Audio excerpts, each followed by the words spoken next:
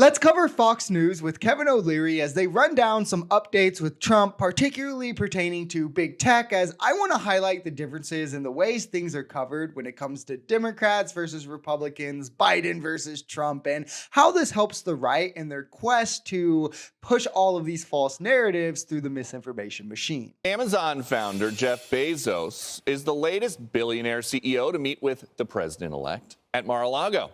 Mr. Trump also recently met with the CEOs of TikTok, Netflix, Meta, Apple, and Google, and Mark Zuckerberg and others have even made massive donations to his inaugural fund. Really brief just to start here, because the framing is really important to this misinformation machine that Republicans have cultivated. When these tech bro billionaires are cozying up to Democrats, donating to Democrat causes, it's because Democrats are the party of the elites, and all these billionaires are in their pockets and calling the shots because the Democrats are working for them. But when these same people cozy up to Trump, when they donate to Trump and Republican causes, it's, oh, look how they're sucking up to Trump out of fear and trying to curry favor, despite Biden objectively being much harder on tech than Trump, and Trump picking like tech bro connected JD Vance as his VP, signaling like, hey, like we're on your side. It's still framed as, well, all these billionaires just fear Trump, but when they do the same to Biden or Democrats, it's because they love them. Were these CEOs not sucking up to Joe Biden? Biden really didn't take a position on tech. His administrators did. They beat it up pretty badly, and they were pretty not in support of innovation. They preferred regulation, and that's obvious because it's history. You don't have to debate it anymore.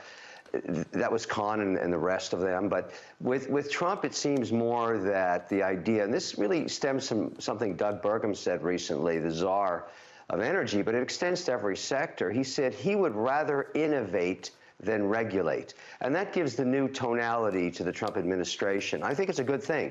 I think America's always innovated its way out of trouble. We don't need to regulate ourselves into it. Few things here. First, of course, he hates Lena Khan because she's fought corporate corruption and wage theft at a level that isn't often seen by the FTC, while also preventing predatory mergers and acquisitions that would essentially create monopolies. People like O'Leary hate that she does that because these big mergers or acquisitions means more market control for people like him, which means he can boost up prices with little negative effects. Him or, the companies he's invested in for that matter. We see this with companies like Rourke Capital, for instance, right? As they own Subway, Jimmy John's, Firehouse Subs, Arby's, and is there like a Penthouse Subs? There's a few others that they own where they control like 60 or 70% of the sandwich making fast food market. So they just across the board raise their prices because their competition, the competition which is supposed to prevent this in a free market, is just owned by them as well, because this is the illusion that capital gives you, or capitalism gives you, where you have choices, but those choices are just variations of one big corporations. And we can innovate ourselves out of some problems. He's not wrong there, but it's at what cost? We innovate at what cost, right? Would we right to innovate ourselves into the strongest global economy if it was at the cost of enslaving an entire race and holding them back for generations? And if you're saying that that innovation was right, then we should do it again, right? Because we innovate that's what America does. No, it's obviously at what cost, and those at what cost is where the regulations come in. And the truth is, if we're talking about like the working class, or, for those not on the top, not in control, not in ownership, those in the bottom, they're often regulated out of more problems than they are innovated out of. Workers got out of working in hazardous conditions because of regulation, not because of innovation. Just for an example, the understanding of the need for new regulation is an innovation in and of itself. How would you rate the level of jealousy that these CEOs have of Elon Musk? Well, Musk brings something to the table that many of them don't have. They've all been very successful.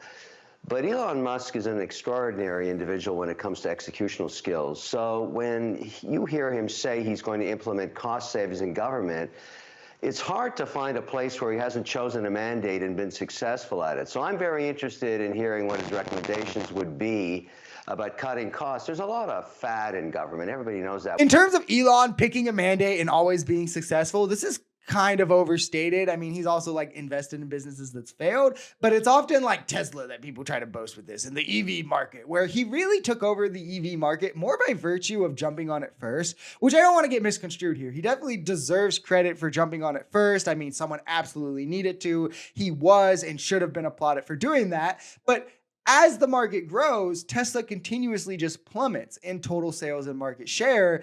And that's not just by virtue of more companies, but like these other companies are regularly outperforming Tesla in quality tests and surveys and these kinds of things. And as prices come down, it seems that Tesla sales were more bolstered up by these government tax incentives to buy electric vehicles, and then their own massive discounts they would do where it didn't come down to actual car quality. And now that people have this actual choice, it's not Teslas that they're choosing. And having never owned a Tesla, but I have like driven them, I can say they are super clunky. They're not a car that I would ever buy. I mean, I personally prefer like Prius hybrids to them personally, right? They're just not that. And I've heard lots of people have this kind of opinion. But if we're talking like what Elon has that the other billionaires didn't in terms of why Trump chose him, it's pretty simple. It's ownership of the central social media platform for news consumption.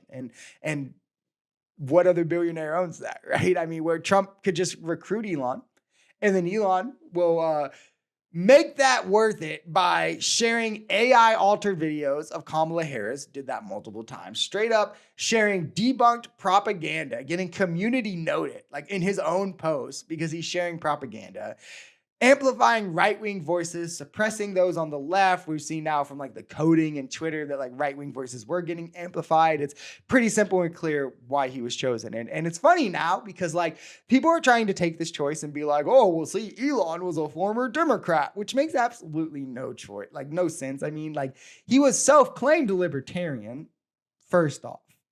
Second, he's always had like rather right-leaning views. If you've ever heard him talk about anything, like watching him on Rogan, watching him like when he would do these random interviews, when he would give quotes to things, like he's always had rather right-leaning views, and these little bits and pieces you would get for him before, this year where he really came out politically. I swear it's like genuinely just because he makes electric vehicles that people were like, see, electric vehicles, that means he's a Democrat. Like, I don't get this obsession with the right trying to paint every Republican as a converted Democrat.